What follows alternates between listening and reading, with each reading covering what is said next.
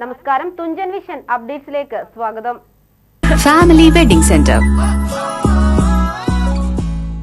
നടുവിലങ്ങാടി പുളിക്കലകത്ത് തറവാട്ടിലെ പരേതരായ കുഞ്ഞു മുഹമ്മദിന്റെയും ഭാര്യ കുഞ്ഞിരുമയുടെയും നാമധേയത്തിൽ പുളിക്കലകത്ത് കുടുംബാംഗങ്ങൾ അനുസ്മരണവും നോമ്പുതുറയും കുടുംബസംഗമവും കുടുംബത്തിന്റെ മുഖ്യ രക്ഷാധികാരി കൂടിയായ പെരുവഴിയമ്പലം യാഹു ഹാജിയുടെ വീട്ടിൽ സംഘടിപ്പിച്ചു. സംഗമത്തിന്റെ ഉദ്ഘാടന കർമ്മം നിർവഹിച്ചുകൊണ്ട് നടുവിലങ്ങാടി മഹല്ല് ഖത്തീബ് അബ്ദുൽ ഗഫൂർ ഫൈസി സംസാരിച്ചു.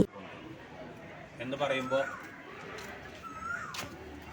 ഉപ്പയുടെയും ഉമ്മയുടെയും ബന്ധത്തിൽപ്പെട്ട ജ്യേഷ്ഠാനുജന്മാരുടെ ബന്ധത്തിൽപ്പെട്ട കൂട്ടുകുടുംബങ്ങളിൽ നിന്നുള്ള എല്ലാവരെയും പങ്കെടുപ്പിച്ചുകൊണ്ട് ഇങ്ങനെ ഒരു സംഗമം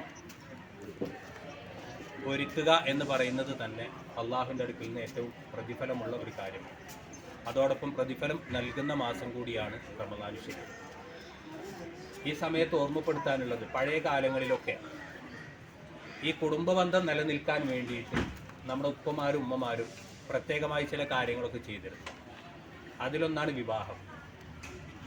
എൻ്റെ ഉപ്പയുടെ സഹോദരി ഉള്ളത് വയനാട് ഭാഗത്ത് ചോലാടി എന്ന് പറയുന്ന ഭാഗത്ത്, കൂടല്ലൂർ കഴിഞ്ഞു. അപ്പം എൻ്റെ ജ്യേഷ്ഠ സഹോദരൻ്റെ വിവാഹ സമയത്ത് ഉപ്പ പറഞ്ഞു, നമുക്ക് വയനാട്ടിൽ നിന്ന് അമ്മായിൻ്റെ മോളെ കുട്ടീനെ കെട്ടാൻ ഒന്ന് അന്വേഷിക്കാമെന്ന് പറഞ്ഞു. അപ്പോൾ ഞാൻ ചോദിച്ചു, എന്തിനാ അത്ര ദൂരത്തേക്ക് പോകണം?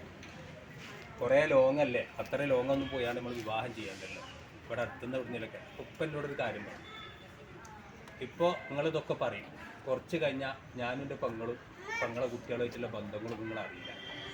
അപ്പോൾ ആ ബന്ധം നിലനിൽക്കാൻ വേണ്ടിയിട്ട് നമുക്കത് ചെയ്യണം എന്ന് പറഞ്ഞു. സത്യം പറയുക, ഇന്ന് ഞാൻ എൻ്റെ പൊരുൾ മനസ്സിലാക്കണം.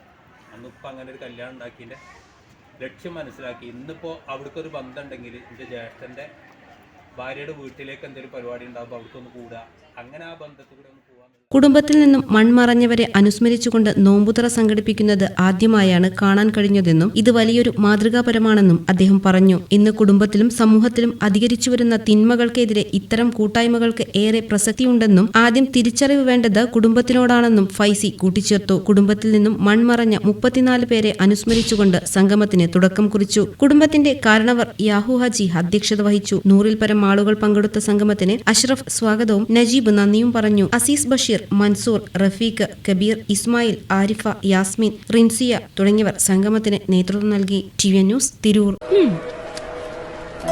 ടീച്ചറെ, ഇത് നമ്മുടെ ഫാമിലിയിലെ വെഡിംഗ് ഫെസ്റ്റിവൽ ആണ്. നമ്മുടെ ഫാമിലിയിലെ കല്യാണം. ഫാമിലിയിൽ കല്യാണമാണ്.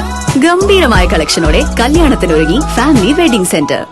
അപ്പോ ടീച്ചർ കുടുംബസമേതം വരണം. ഓ, ആയിക്കോട്ടെ. Family wedding centre.